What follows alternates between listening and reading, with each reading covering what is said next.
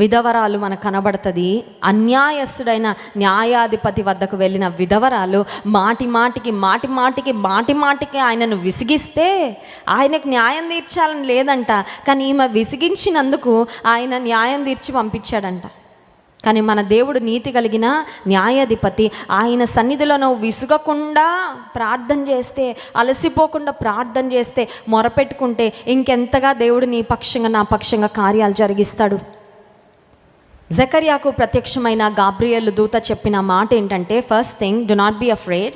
ఎందుకంటే దేవదూతల ప్రత్యక్షం అనేది సాధారణంగా జరిగేది కాదు, కాబట్టి భయపడతాడు డెఫినెట్గా. ఏం మెసేజ్ తీసుకొని వచ్చిందో దేవుని దూత, భయపడద్దు.